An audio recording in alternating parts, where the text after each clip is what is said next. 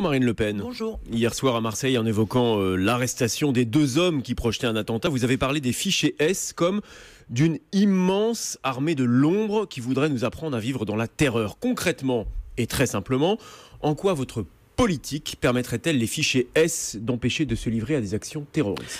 Très clairement, les fichiers S étrangers seront immédiatement expulsés du territoire. Les binationaux se verront appliquer une procédure de déchéance de la nationalité et seront également, à l'issue de cette procédure, renvoyés. Quant aux fichiers S français, eh bien, ils seront soumis à l'article 411.4, c'est-à-dire l'article qui considère comme crime l'intelligence avec l'ennemi. Tout lien avec une organisation qui a des visées criminelles contre la France et les Français, tombe sous le coup de cette incrimination.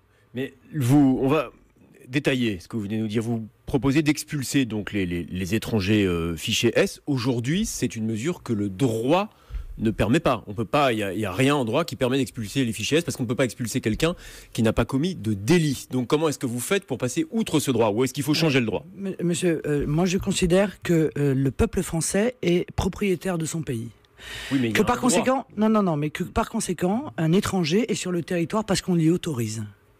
Le droit permet tout à fait d'expulser immédiatement des gens qui sont convaincus d'avoir des liens avec le fondamentalisme islamiste. Voilà. Le droit permet d'expulser si des délits ont été commis. Non, monsieur, s'il y a une présomption de délit. Non, monsieur, je suis désolé. Si un étranger représente un danger pour l'ordre public, or c'est le cas, eh bien, il peut être immédiatement expulsé. Et il faut le faire parce que des fichiers S, il y en a 10 000 pour lien avec le fondamentalisme islamiste. 10 000 dans notre pays.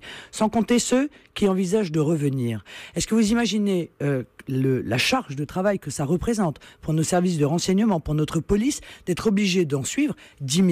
Alors quand on peut renvoyer chez eux ceux qui n'ont rien à faire sur le territoire, on ne va pas s'en priver. Mais vous évoquez, vous l'avez fait à l'instant, l'article 411.4 du Code pénal. Vous êtes avocate, vous êtes juriste, vous connaissez parfaitement ces sujets. Cet article qui évoque l'intelligence avec l'ennemi, il a été pensé pour la trahison d'État, pour l'espionnage, mais ne peut pas s'appliquer pour le terrorisme. C'est le livre 4, je crois, du Code pénal. Mais pourquoi ?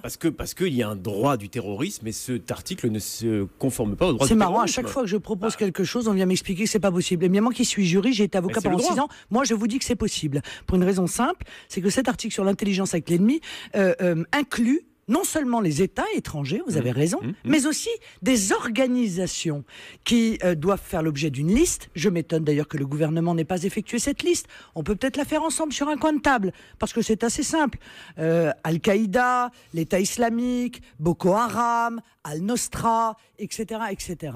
Eh bien, toute personne qui a un lien quelconque, monsieur Namias, quelconque, avec une de ces organisations, quand la liste aura été déterminée, eh bien, seront mis en examen et jugés pour intelligence avec l'ennemi. Nous sommes en guerre ou nous ne sommes pas en guerre ? Si nous sommes en guerre, alors il faut mener cette guerre contre le terrorisme. Aujourd'hui, elle n'est pas menée. Sur ces